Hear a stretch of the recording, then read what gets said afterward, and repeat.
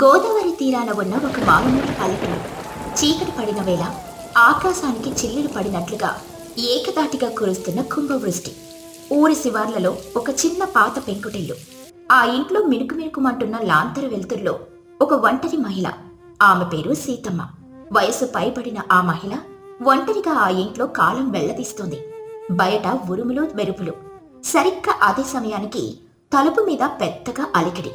సీతమ్మ తనలో తాను అనుకుంటూ తలుపు వైపు చూస్తూ, ఎవరు ఈ అర్ధరాత్రి ఈ కుంభవృష్టిలో నా కుమ్మం తడుతున్నది? ఏ దారి తెన్ను లేని ఈ ఒంటరి దాని ఇంటికి ఈ వానకు తోడుగా వచ్చిన ఆ అలికిడి ఏమిటి? నెమ్మదిగా వెళ్లి తలుపు తీస్తుంది. రుక్మిణి చలికి తీవ్రంగా వణుకుతూ భయంతో, తల్లి, వానలో పూర్తిగా తడిసిపోయాను. చీకట్లో దారి తప్పాను. ఊర్లోకి వెళ్ళడానికి భయంగా ఉంది. ఈ రాత్రికి కాస్త ఆశ్రయం ఇస్తారా? లోపలికి రా అమ్మా. ఈ గాలికి వానకు బయట నిలబడడం క్షేమం కాదు. దేవుడి రాత్రికి నిన్ను నా దగ్గరికి పంపినట్లున్నాడు. ఇదిగో ఈ పొడి వస్త్రం తీసుకో, తల తుడుచుకో. అక్కడ పొయ్యి దగ్గర మంట వెచ్చగా ఉంది. వెళ్ళి కూర్చో అమ్మా, నేను కాస్త వేడి నీళ్లు తెస్తాను. చాలా పుణ్యం ఉంటుంది తల్లి. ఈ రాత్రి ఎంత భయంకరమైన వాన! అసలు ఈ లోకాన్ని ముంచేయాలని ఆకాశం కంకణం కట్టుకున్నట్లుంది. సీతమ్మ నవ్వుతూ రాగి చెంబుతో వేడి నీళ్ళిస్తూ, త్రాగమ్మా. ఆకాశానికి కోపం రాదు తల్లి, అది దాని కన్నీరు. లోకంలో ఉన్న పచ్చదనమంతా ఆకాశం కన్నీటి చుక్కల నుండి పడుతుంది, పుడుతుంది. వాన భయంకరమైంది కాదమ్మా, అది ప్రాణదాత. సరేగాని, ఎవరో పెద్దింటి ఆడపడుచులా ఉన్నావు. ఒంటి మీద పట్టు చీర, మెడలో బంగారు గొలుసులు ఉన్నాయి. ఈ అర్ధరాత్రి ఈ వానలో ఎక్కడికి బయలుదేరావమ్మా? నీ వెంట ఎవరూ లేరా? రుక్మిణి కన్నీళ్లు పెట్టుకుంటూ, నాకెవరూ లేరు తల్లి. నా విశాలమైన ప్రపంచంలో నాకంటూ ఎవరూ లేరు. నా బ్రతుకు ఒక అబద్ధం.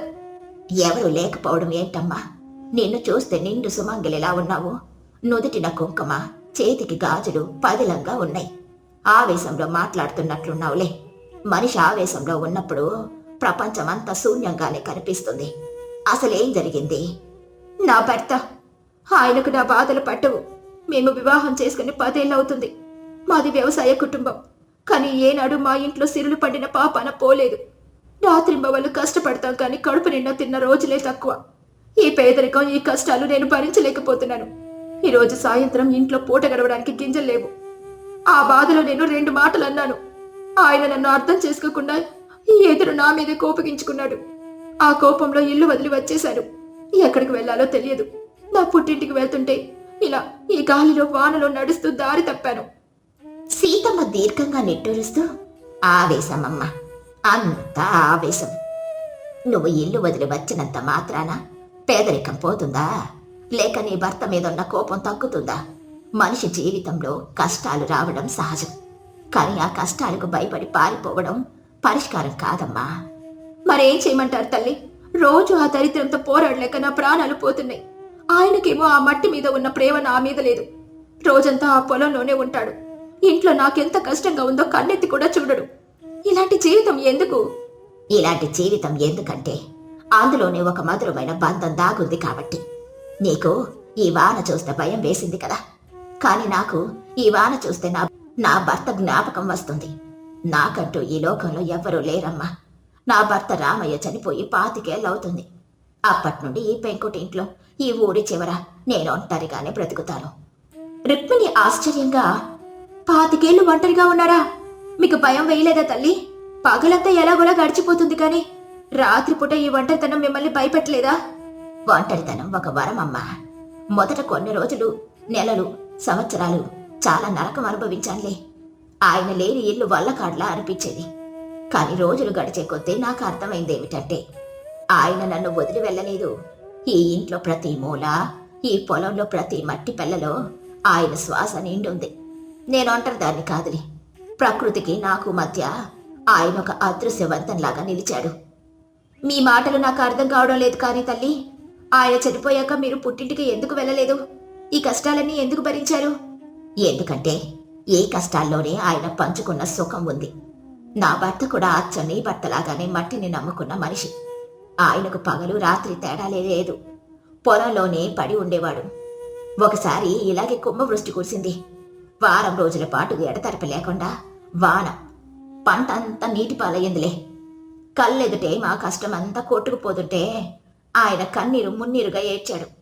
అప్పుడు నేను ఆయనను వదిలి వెళ్ళనే లేదు. ఆయన భుజం మీద చెయ్యి వేసి మళ్ళీ దున్నుదాం, మళ్ళీ విత్తనాలు చల్లుదామని ధైర్యం చెప్పానులే. ఆ ధైర్యమే మమ్మల్ని బ్రతికిచ్చింది. ఆయన దేవుడు మీకు అన్యాయం చేశాడు కదా తల్లి, అంత మంచి భర్తను ఎందుకు దూరం చేశాడు? అది ప్రకృతి నియమం అమ్మా. ఒకసారి పెద్ద జ్వరం వచ్చింది. ఊళ్ళో వైద్యుడు లేడు. పట్టణానికి తీసుకెళ్లే లోపే నా చేతుల్లోనే ఆయన ప్రాణాలు వదిలాడు. ఆయన వెళ్తూ వెళ్తూ నాతో ఒక మాట అన్నాడు. సీత, నేను ఈ మట్టిలో కలిసిపోయాను. నువ్వేడ్చినప్పుడల్లా ఈ ఆకాశం వర్షిస్తుంది అనుకో, వాన పడినప్పుడల్లా నేను నిన్ను తాకుతున్నాను అనుకో అని. అందుకే నాకు వాన అంటే భయం లేదు. వాన పడినప్పుడల్లా నా భర్త నన్ను పలకరించడానికి వస్తున్నాడు అనిపిస్తుంది. ఈ వాన నా పాలిట తోడు, ఈ పెంకుటిల్లు నా పాలిట గుడి. రుక్మిణి కన్నీళ్లతో వింటూ, మీ మాటలు వింటుంటే నా మనసులో ఉన్న కల్మషమంతా ఈ వానలో కొట్టుకుపోతున్నట్లుంది తల్లి. నేనెంత స్వార్థపరురాలను నాకిప్పుడు అర్థమవుతుంది. స్వార్థం కాదమ్మా, అది అమాయకత్వం. నీకు ఆకలి బాధ మాత్రమే కనిపించింది కానీ నీ భర్త పడే మనోవేదన కనిపించలేదు. పేదరికం అనేది మనుషుల మధ్య దూరం పెంచకూడదమ్మా. అది బంధాన్ని మరింత గట్టిగా అల్లాలి. ఈ ఇద్దరు కలిసి ఆకలిని పంచుకోవాలే కానీ ఇంట్లో గింజలు లేనప్పుడు కడుపు మార్చుకొని ఇద్దరు ఒకరికొకరు ధైర్యం చెప్పుకోవాలి. అవును తల్లి, ఆయన రోజంతా ఎండలో మాడి నా కోసం, మా ఇంటి కోసం కష్టపడుతున్నాడు. ఆయనకు ఇంట్లో ప్రశాంతత దొరకాలి. కానీ నేను నా మాటలతో ఆయనను రాచి రంపాన పెట్టాను. ఆయన ఎంత బాధపడి ఉంటాడో కదా. మనిషి పోయిన తర్వాత ఏడ్చే కన్నా ఉన్నప్పుడు ఒక చిరునవ్వుతో పలకరించడం చాలా గొప్పదమ్మా. నేను పాతికేళ్ళుగా ఆ చిరునవ్వు కోసం తప్పిస్తున్నాను. నాకు ఆయన రూపం గుర్తుంది కానీ ఆయన స్వరం మెల్లమెల్లగా మసకబారుతోంది. కానీ నీకు ఆ అదృష్టం ఉంది. నీ భర్త ప్రాణాలతో ఉన్నాడమ్మా. నీ కోసం ఎదురు చూస్తున్నాడు. నువ్వు ఇల్లు వదిలి వచ్చినందుకు ఆయన గుండె ఎంత తల్లడిల్లిపోతుందో ఆలోచించు. ఈ వానలో, ఈ చీకట్లో నిన్ను వెతుకుతూ ఆయన ఎక్కడ తిరుగుతున్నాడో. రుక్మిణి భయంగా, నిజమే తల్లి, ఆయన నన్ను వెతుక్కుంటూ బయటకొచ్చుంటాడు. ఆయనకు చీకటన్నా ఉరుములన్నా చాలా భయం. నా మీద కోపంతో కాకుండా నా మీదున్న ప్రేమతో ఆయన ఇప్పుడు బయట ఎక్కడో తడుస్తూ ఉండి ఉంటాడు. నేనెంత పెద్ద తప్పు చేశాను. నేను వెంటనే వెళ్ళాలి తల్లి. సీతమ్మ రుక్మిణి చేయి పట్టుకుని ఆపుతూ, ఆగమ్మా, ఈ అర్ధరాత్రి ఎక్కడికి వెళ్తావు? వాన ఇంకా దంచి కొడుతుంది. వాగులు వంకలు పొంగి పొర్లుతున్నాయి. దారి కనిపించదు. తెల్లవారి నువ్వు ఉదయం సూర్యుడు వచ్చిన తర్వాత వెళ్దువు కాని. అప్పటి వరకు నా దగ్గర కూర్చో, నాకు తోడుగా ఉండు. 25 ఏళ్ల నా ఈ ఒంటరి జీవితంలో ఈ రోజు రాత్రి నాకొక కూతురు దొరికినట్లుంది. మీరు నాకు అమ్మలాంటి వారు తల్లి. నా కళ్ళు తెరిపించారు. నా జీవితంలో ఇంతటి ప్రశాంతత ఎప్పుడూ లేదు. ఈ పాత పెంకుటింట్లో ఉన్న ప్రశాంతత మా ఇంట్లో ఎందుకంటే ఇక్కడ ఆశలు లేవు, నిరాశలు లేవు. కేవలం అంగీకారం మాత్రమే ఉంది. ఉన్నదానితో తృప్తి పడడం అలవాటు చేసుకున్నాను. మీ ఇంట్లో ఆశలు ఎక్కువ. ఆశలు తీరినప్పుడు వచ్చే అసహనం మీ బంధాన్ని పాడు చేస్తుంది. వ్యవసాయం అంటే కేవలం మట్టిని దున్నడం కాదమ్మా, సహనాన్ని దున్నడం. భూదేవి ఎంత భరిస్తుందో రైతు భార్య కూడా అంతే భరించాలి. ఏడాదంతా కష్టపడితేనే కదా చేతికి పంట వచ్చేది. అలాగే బంధం కూడా కష్టసుఖాలు వస్తూనే ఉంటాయి. వాటిని దాటుకుంటూ వెళ్ళాలి. అర్థమైంది తల్లి. ఇకపై ఎప్పుడు పేదరికాన్ని చూసి భయపడను. ఆయనతో కలిసి కష్టపడతాను. గంజినీళ్ళు తాగినా సరే ఆయనతోనే ఉంటాను. కానీ నా భర్త నన్ను క్షమిస్తాడా?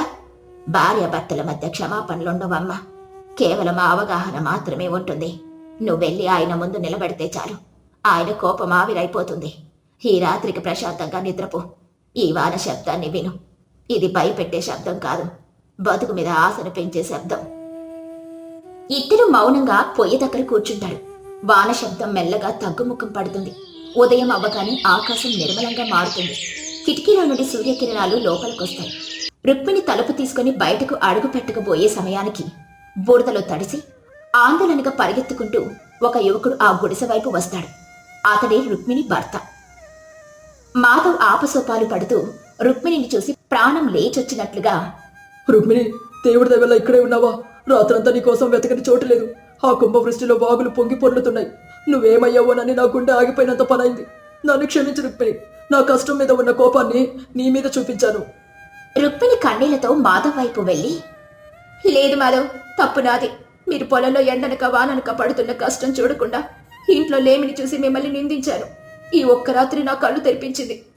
ఈ సీతమ్మ తల్లి నాకు ఆశ్రయం ఇవ్వడమే కాదు, జీవితం అంటే ఏంటో కూడా నేర్పింది. గంజినీళ్ళు తాగినా సరే జీవితాంతం మీతోనే తోడుగా ఉంటానండి. మన కష్టాలు మనం కలిసే ఎదుర్కొందాం. మాధవ్ ఆశ్చర్యంగా సీతమ్మ వైపు చూస్తూ చేతులు జోడించి, సీతమ్మ పెద్దమ్మ, మీరా? మిమ్మల్ని ఈ పూరి గుడిసెలో ఇలాంటి స్థితిలో చూస్తానని నేను కలలో కూడా అనుకోలేదు. మీరు మా రుక్మిణి ప్రాణాలు కాపాడారు. మీకు జీవితాంతం రుణపడి ఉంటాను. కానీ ఊళ్ళో ఎకరాకు ఎకరం పచ్చని పొలాలు, రామయ్య గారు కట్టించిన పెద్ద పెంకుటిల్లు వదిలేసి ఈ ఊరి చివర సగం కూలిపోయిన ఈ గుడిసెలో ఎందుకుంటున్నారు పెద్దమ్మా? రుక్మిణి ఆందోళనగా, ఏమిటి మాధవ్ నువ్వు అంటున్నది? సీతమ్మ తల్లికి ఊళ్ళో పెద్ద ఇల్లుందా? పాతికేలుగా ఈమె ఇక్కడే ఒంటరిగా ఉంటుందని నాతో చెప్పారే. అసలు ఏం జరిగింది మాధవ్? నాకు వివరంగా చెప్పు. అవును రుక్మిణి, నేను చిన్నవాడిగా ఉన్నప్పుడు జరిగిన ముచ్చటిది. ఊళ్ళో అందరికీ తెలుసు, కానీ ఎవరూ బయటకు మాట్లాడడానికి సాహసించరు. రామయ్య గారంటే సీతమ్మ గారి భర్త. ఈ ఊరికి పెద్ద దిక్కు. ఆయన రాత్రింబవళ్ళు కష్టపడి వ్యవసాయం చేసి తమ్ముడు రాఘవను కంటికి రెప్పలా చూసుకున్నాడు. రామయ్య గారు ఉన్నంత కాలం రాఘవ అతని భార్య పార్వతి సీతమ్మ గారిని దేవతలా చూసుకున్నారు. కానీ సీతమ్మ నిట్టూరుస్తూ, గడిచిపోయిన గతం గురించి ఇప్పుడెందుకులే మాధవ్, ఇక్కడే నాకు ప్రశాంతంగా ఉంది. రామయ్య గారి జ్ఞాపకాలు నాతోనే ఉన్నాయి. మీరిద్దరూ ఏకమయ్యారు. ఆనందంగా మీ ఇంటికెళ్ళండి. లేదు తల్లి, నేను వినాలి. నా జీవితాన్ని బాగు చేసిన మీకు జరిగిన అన్యాయం ఏంటో నేను కూడా తెలుసుకోవాలి.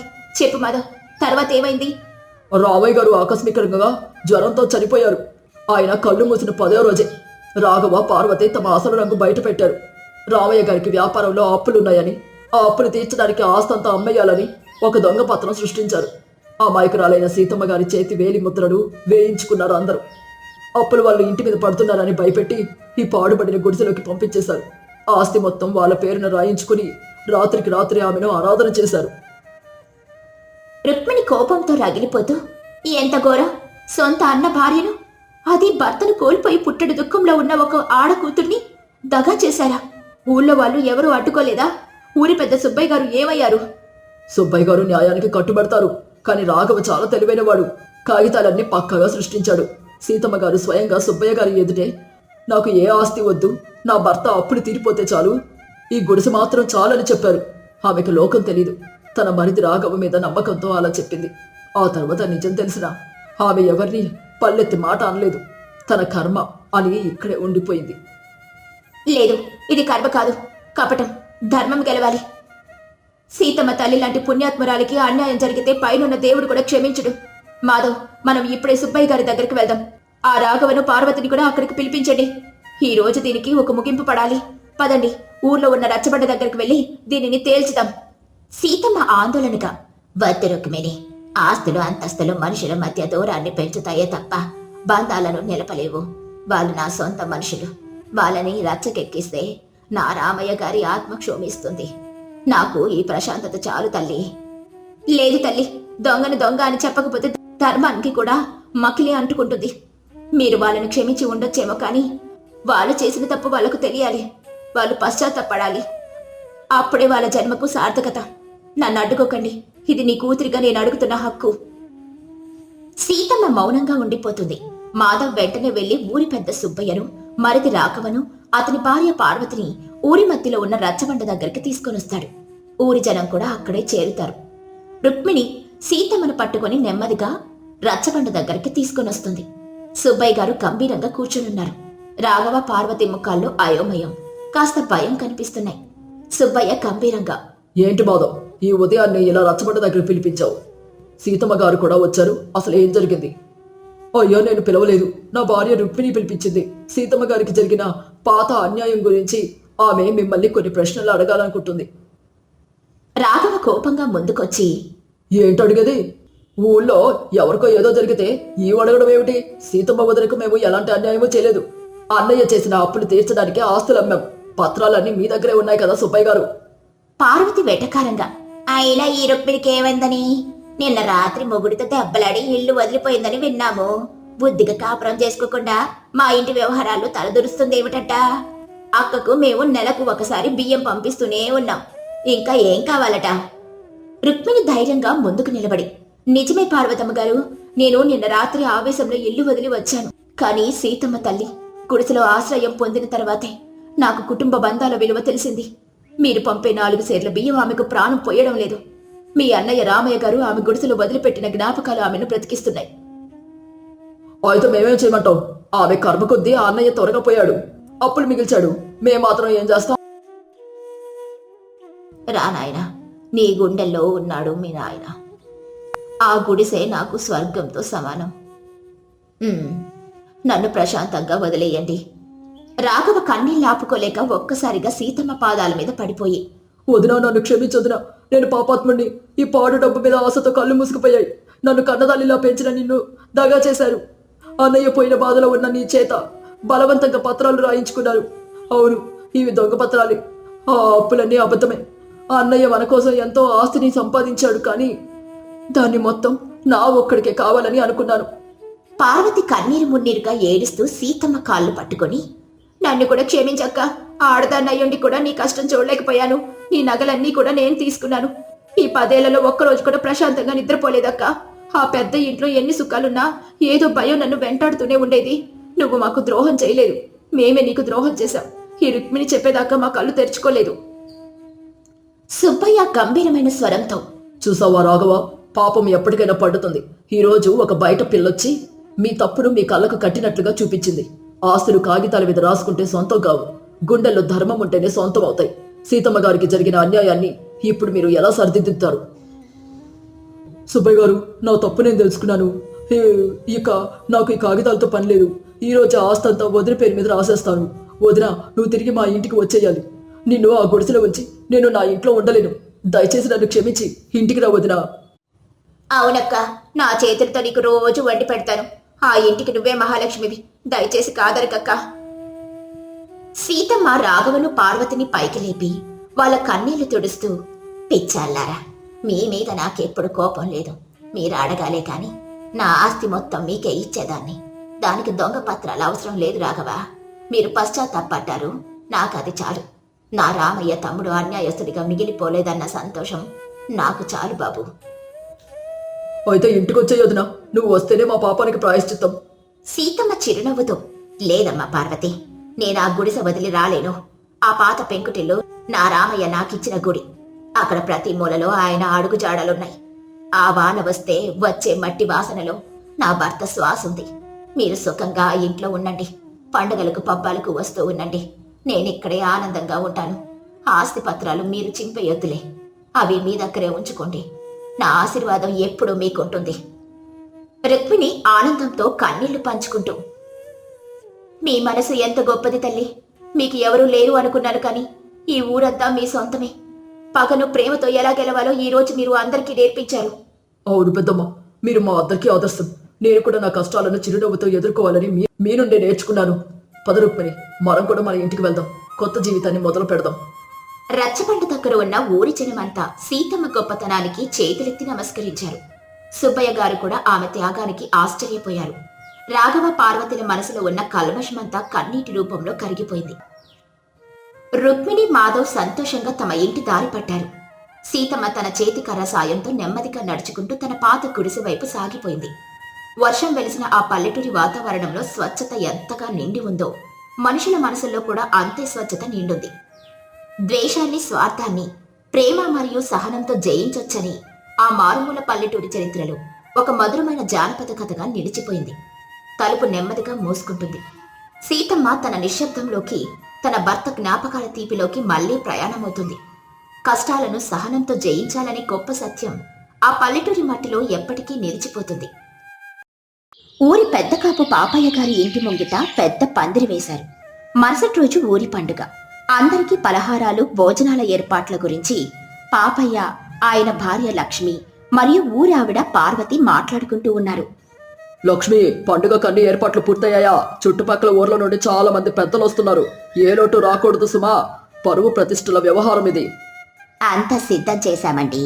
గిడ్డంగుల్లో నుండి బియ్యము, పప్పులు అన్ని బయటికి తీయించి శుభ్రం చేయించాను. పెసలు మాత్రం నాణ్యమైనవి ఎంచి మరీ నానబెట్టించాను. రేపుదయం పలహారానికి పెసరట్లేద్దామని మా ఆలోచన. మీరేమంటారు? చాలా మంచి ఆలోచన. వేడి వేడి పెసరట్లు, అందులో అల్లం పచ్చడి ఉంటే వచ్చిన వాళ్ళంతా ఎంతో సంతోషిస్తారు. కానీ అంతమందికి సరిపడా పెసరట్లు వేయాలంటే చాలా నైపుణ్యం ఉండాలి. ఎవరికి అప్పగిస్తున్నారా బాధ్యత? ఇంకెవరికి పాపయ్య గారు? మన ఊరి వంటవాడు రంగయ్యకే చెప్పాము. వాడు వంట బాగానే చేస్తాడు కానీ వాడి మాటలింటేనే కాస్త భయంగా ఉంటుంది. వాడికి తానే గొప్పవాడిని అనే అహంకారం బాగా పెరిగిపోయిందిలే ఈ మధ్య. అవును పార్వతి, నువ్వు చెప్పింది నిజమే. మొన్న మధ్య పక్క ఊర్లో ఒక శుభకార్యానికి వెళితే అక్కడ వంట అంతా తానే ఉద్ధరించినట్లు ఇక్కడికొచ్చి ఒకటే గొప్పలు చెప్పుకున్నాడు. కానీ తప్పదు కదా, మన ఊరి వంటవాడిని కాదని బయట నుండి ఎవరినైనా పిలిపిస్తే వాడు చిన్నబుచ్చుకుంటాడు. అక్కడికి వంటవాడు రంగయ్య, వాడి సహాయకుడు సుబ్బయ్య వస్తారు. రంగయ్య నడకలో మాటలో చాలా గర్వం కనిపిస్తుంది. దండాలండి పాపయ్య గారు. దండాలమ్మ లక్ష్మమ్మ గారు, నా గురించి మాట్లాడుకుంటున్నట్టున్నారు. నా వంటల గురించి ఇక్కడ మాత్రమే కాదు, ఆ పక్కనున్న 10 ఊర్లలో అంతా కథలుగా చెప్పుకుంటుంటారు. ఈ రంగయ్య చేతి మాటం పడిందంటే ఎంతటి వారైనా వేళ్ళు చేకాల్సిందే. సరే రంగయ్య, ఈ వంట గొప్పతనం ఏంటో రేపు ఉదయం పలహారాల దగ్గరే తేలిపోతుంది. పెసరట్లు వేయాలని నిర్ణయించాం. దాదాపు 500 మంది వస్తారు. ఏమాత్రం రుచి తగ్గినా మాడిపోయినా నా ఆగ్రహానికి గురి కావాల్సి వస్తుంది, జాగ్రత్త. రంగయ్య నవ్వుతూ, నాకే చెబుతున్నారా పాపయ్య గారు? ఈ రంగయ్య కన్ను పడితే పెనం మీద అట్టు పువ్వులా వికసిస్తుంది. అసలు నా నైపుణ్యం ముందు మీ ఏ వంటవాడైనా సరిపోతాడా? మీరు నిశ్చింతంగా నిద్రపోండి. రేపు ఉదయం నా చేతి పెసరట్టు తిని మీరే బహుమానం ఇస్తారు. పాదరా సుబ్బయ్య, వంటశాలలో పొయ్యిలు సిద్ధం చేద్దాం. అలాగేనన్నా లక్ష్మమ్మ గారు, మేము వంటశాల దగ్గర ఉంటాం. రాత్రికి పిండి రుబ్బే పని మొదలు పెడదాం. సరే సుబ్బయ్య, అల్లం, పచ్చిమిర్చి, జీలకర్ర అన్నీ సిద్ధంగా ఉంచారు. జాగ్రత్తగా చూసుకోండి. రంగయ్య, సుబ్బయ్య వంటశాల వైపు వెళ్తారు. సాయంత్రం అవుతుంది. పక్క ఊరి నుండి పాపయ్య గారికి చుట్టమైన సీతమ్మ వస్తుంది. ఆమె వయసు పైబడినావిడ, ఎంతో శాంత స్వభావురాలు. బాగున్నారా పాపయ్య గారు? పండుగ వాతావరణం ఊరంతా సందడిగా ఉంది. మీ ఇంటి పందిరి చూస్తుంటే ముచ్చటేస్తుంది. రండి సీతమ్మ గారు, దయచేయండి. మీ రాక మాకు ఎంతో సంతోషాన్ని ఇచ్చింది. మీ పాతూరులో అంతా క్షేమమేనా? పంటలు ఎలా ఉన్నాయి? అంతా దేవుడి దయ బాబు, బాగానే ఉన్నాం. లక్ష్మి ఎక్కడా? వస్తున్నానక్క. లోపల నుండి వస్తూ, మిమ్మల్ని చూడగానే నా ప్రాణానికి ఎంతో కుదుట పడింది. మీరొస్తే ఇంట్లో పెద్ద దిక్కున్నట్లే ఉంటుంది. రేపు పండుగ ఏర్పాట్ల వల్ల కాస్త పని ఒత్తిడిగా ఉంది. అవునండి సీతమ్మ గారు, రేపు ఉదయం అందరికీ పెసరట్లు వేయిస్తున్నాం. వంటవాడు రంగయ్య పనులు చూస్తున్నాడు. కానీ వాడి మాటల తీరు చూస్తుంటే నాకేదో అనుమానంగానే ఉంది. అంత గర్వం పనికిరాదు కదా. వంట అనేది ఒక తపస్సు లాంటిదమ్మా. దానికి గర్వం పనికిరాదు, ఓపిక కావాలి. గర్వం ఉన్న చోట ఏ నైపుణ్యము నిలబడదు. వంట చేసేవాడి మనసు ప్రశాంతంగా ఉంటేనే ఆ రుచి పదార్థాలకు పడుతుంది. సరేలేండి, దేవుడి దయ వల్ల అంత సవ్యంగానే జరుగుతుందిలే. రాత్రవుతుంది. వంటశాలలో రాతి రుబ్బురోలు దగ్గర సుబ్బయ్య పెసలు రుబ్బుతున్నాడు. ఆజ్ఞలు జారీ చేస్తున్నాడు. రంగన్న, పప్పు మెత్తగా నలిగిపోయింది. ఇందులో అల్లం, పచ్చిమిర్చి వేయమంటావా? ఎవరా, నీకు బుద్ధుందా లేదా? నేను ఎప్పుడు వేయమంటే అప్పుడు వేయాలి. ఈ రంగయ్య వంటకాల రహస్యాలు నీకు అప్పుడే అర్థం కావు. నేను చెప్పేదాకా రుబ్బుతూనే ఉండవు. కొని అన్న, పెసరపిండి మరీ మెత్తగా పలుచగా అయిపోతే రేపు ఉదయం పెసర మీద అట్టు నిలబడదు. కాస్త గరుకుగా ఉంటేనే పెసరట్టు బాగుంటుంది కదా. లక్ష్మమ్మ గారు కూడా అలాగే చెప్పారు. లక్ష్మమ్మ గారికి వంట తెలుసా? నాకు వంట తెలుసా? ఆమెకు ఇంటి వంట మాత్రమే తెలుసు. నేను 100 మందికి వండేవాడిని. నాకెదురు చెప్పకుండా నేను చెప్పినట్లు చెయ్యి. నా నైపుణ్యం ముందు ఎవరైనా తల వంచాల్సిందే. నేను నా పెసరట్టు చూసి ఊరంతా జేజేలు కొట్టాలి. మరుసటి రోజు ఉదయం, పండుగ రోజు. సూర్యుడు ఇంకా పూర్తిగా రాకముందే చుట్టాలు, ఊరి జనం పందిరి కింద చేరారు. అందరూ అరిటాకులేసుకుని పలహారం కోసం ఎదురు చూస్తున్నారు. వంటశాలలో కంగారు మొదలైంది. అన్నా, పొయ్యిలో చింతకట్టెలు మరీ ఎక్కువగా వేశావు. మంట బగబగ మంటుతోంది. పెనం బాగా కాలిపోతుంది. ఎంత వేడి మీద అట్టు వేస్తే మాడిపోతుందన్నా. నువ్వు నోరు మూసుకో సుబ్బయ్య. బయట 500 మంది ఎదురు చూస్తున్నారు. నిదానంగా వండుకుంటూ కూర్చుంటే మధ్యాహ్నం అవుతుంది. మంట పెద్దగా ఉంటేనే అట్టు వేగంగా కాలుతుంది. నా వేగం చూసి నువ్వు నేర్చుకో. రంగయ్య గర్వంగా గెరటితో పిండి తీసుకుని బాగా కాలిపోతున్న ఇనుప పెనం మీద వేస్తాడు. పెనం వేడికి పిండి అతుక్కుపోతుంది. క్షణాల్లోనే అట్టడుగున నల్లగా మాడిపోయి భయంకరమైన పొగ రావడం మొదలవుతుంది. అన్నా, మాడిపోతుందన్నా. చూడు ఎంత పొగొస్తుందో. అట్టును తిరిగేయడానికి కూడా రావడం లేదు. పెనానికి అంటుకుపోయిందన్నా. రంగయ్య కంగారు పడుతూ, అదేంట్రా, ఇలా ఎప్పుడు జరగలేదే. ఈ పొయ్యికేమైంది? ఈ పెనానికి ఏమైంది? అరే, అంతా పాడైపోతుందే. మంట తగ్గించు సుబ్బయ్య, త్వరగా మంట తగ్గించు. నేను ముందే చెప్పాను కదన్నా, మంట ఎక్కువగా ఉందని. నువ్వేమో వినలేదు. ఇప్పుడు చూడు, బయట జనాలు అరుస్తున్నారు. పొగవాసన బయటకొస్తుంది. పాపయ్య, లక్ష్మి, పార్వతి కంగారుగా వంటశాల దగ్గరికి వస్తారు. ఏంట్రా పొగ? ఏమైంది రంగయ్య? నా పరువు తీయడానికే ఈ పని చేసావా? 100 మంది అరిటాకులు వేసుకుని కూర్చుంటే నువ్వు పెసరట్లు మార్చి పొగ పెడతావా? రంగయ్య చెమటలు తుడుచుకుంటూ, అది కాదండి పాపయ్య గారు.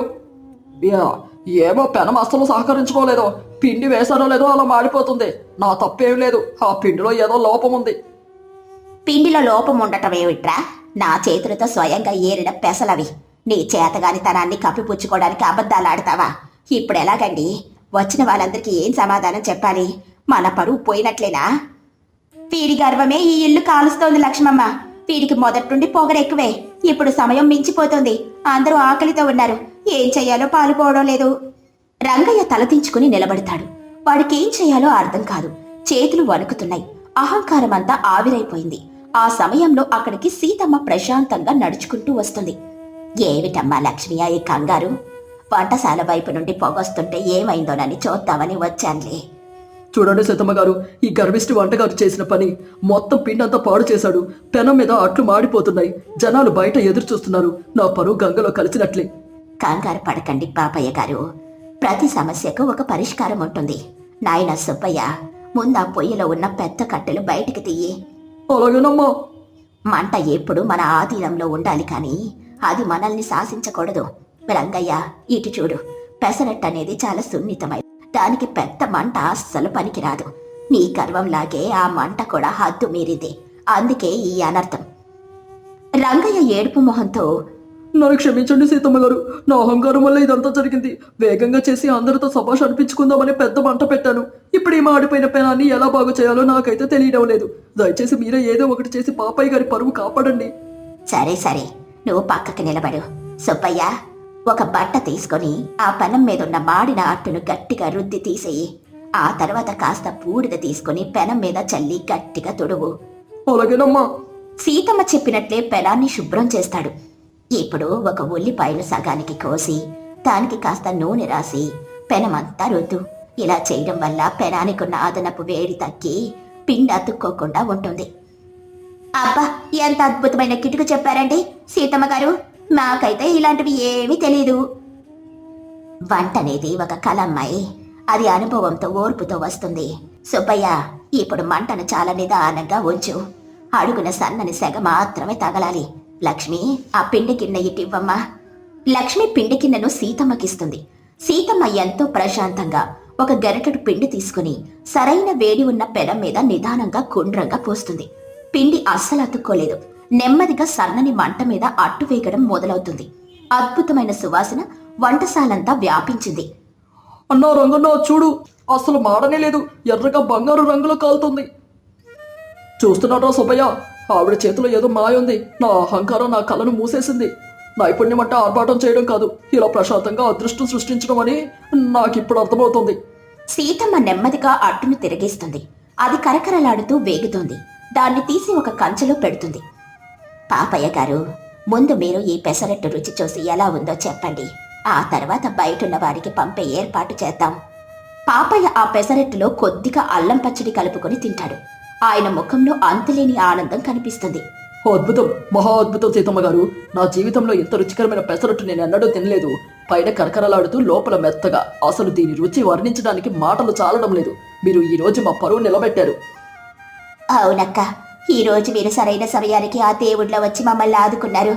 లేకపోతే ఈ గర్విష్ఠ రంగయ్య వల్ల మా పరిస్థితి ఏమయ్యేదో తలుచుకుంటేనే భయంగా ఉంది. సుబ్బయ్య, ఇంకా ఆలస్యం చేయకు. వెంటనే సీతమ్మ గారు చెబుతున్నట్లు పక్కనున్న మిగతా పొయ్యిల మీద కూడా ఇలాగే నిదానంగా అట్లు వేయడం మొదలుపెట్టు. బయట జనాలు అడుగుతున్నారు. నేను ఆకులు వేయించి వడ్డింపులు మొదలు పెడతాను. అలాగే పార్వతమ్మ గారు. రంగన్న, నువ్వు కూడా సీతమ్మ గారు చెప్పినట్లు మంటలు సరిచేసి పని మొదలు పెడదాం. సీతమ్మ గారు, పెద్దలైన మీకు నా నమస్కారాలు. నా గర్వం నా బుద్ధిని నాశనం చేసింది. నేను అన్ని నేర్చుకున్నాను. నాకంటే గొప్పవాడు లేడు అన్న అహంకారంతో నేను నా వృత్తిని అవమానించాను. ఈ రోజు మీరు నాకు వంట ఎలా చేయాలో మాత్రమే కాదు, మనిషి ఎలా బ్రతకాలో కూడా నేర్పించారు. దయచేసి నన్ను క్షమించండి. ఇక మీదట ఎప్పుడు గొప్పలు పోను. ఎంత నేర్చుకున్నా ఎదిగిన కొద్దీ ఒదిగుంటాను. సంతోషం నాయన. తప్పు తెలుసుకున్న వాడికి ఎప్పుడు మరో అవకాశం ఉంటుంది. నీ చేతిలో మంచి నైపుణ్యం ఉంది. దాన్ని నిలబెట్టుకోవాలంటే వినయం ముఖ్యం. నైపుణ్యం అనేది ఒక మంచి విత్తనం లాంటిది. దానికి గర్వం అనే చీడ పడితే ఆ విత్తనం ఎప్పటికీ మొలకెత్తదు. చెట్టు కాదు, ఫలాలు ఇవ్వదు. ఎప్పుడైతే నువ్వు వినయంతో ఓపికతో పని చేస్తావో అప్పుడే నీ నైపుణ్యం 10 మందికి ఉపయోగపడుతుంది. నీకు గుర్తింపునిస్తుంది నాయనా. పద, వెళ్ళి పని చూసుకో. రంగయ్య, సుబ్బయ్య కలిసి సీతమ్మ చెప్పిన సలహాలతో నిదానంగా మంటను అదుపులో ఉంచుకుంటూ అద్భుతమైన పెసరట్లు వండడం మొదలు పెడతారు. పార్వతి, లక్ష్మి వాటిని అతిథులకు వడ్డిస్తారు. పండుగకు వచ్చిన ప్రతి ఒక్కరూ పెసరట్ల రుచికి ముగ్ధులవుతారు. ఎవరూ కూడా ఎంత రుచికరమైన పలహారం తినలేదని ప్రశంసిస్తారు. పాపయ్య సంతోషంగా, చూసారా లక్ష్మి, ఊరి జనమంతా ఎంత సంతోషంగా ఉన్నారో. సీతమ్మ గారి వల్ల ఈ రోజు మనకు ఎంతటి కీర్తి దక్కిందో. నిజమే, నైపుణ్యం ఉన్నంత మాత్రాన సరిపోదు. ఆ నైపుణ్యాన్ని ఎలా ఉపయోగించాలో, ఎంత అనుకువతో ఉండాలో తెలియాలి. నిజమేనండి. రంగయ్య కూడా తన తప్పు తెలుసుకుని ఎంతో శ్రద్ధగా పనిచేస్తున్నాడు. వాడికి బుద్ధి రావాలని భగవంతుడు ఈ రోజు ఈ సంఘటన జరిపించాడు కాబోలు. అందరూ సంతోషంగా పండుగను జరుపుకుంటారు. ఆ రోజు నుండి రంగయ్య తన అహంకారాన్ని పూర్తిగా వదిలేసి ఊరిలో ఎవరికి ఏ శుభకార్యం జరిగినా ఎంతో వినయంతో, బాధ్యతతో, ఓర్పుతో వంటలు చేస్తూ అందరి మన్ననలను పొందుతాడు. సీతమ్మ మాటలు ఆ ఊరి జనం అందరికీ ఒక గొప్ప పాఠంగా మిగిలిపోతాయి. ఈ కథలోని నీతేంటంటే, గర్వం ఎప్పుడూ నైపుణ్యాన్ని నాశనం చేస్తుంది. ఎంతటి నైపుణ్యమున్నా వినయం, ఓర్పు లేకపోతే ఆ నైపుణ్యానికి విలువే ఉండదు. కాబట్టి ఎల్లప్పుడూ వినయంతో మెలగాలి.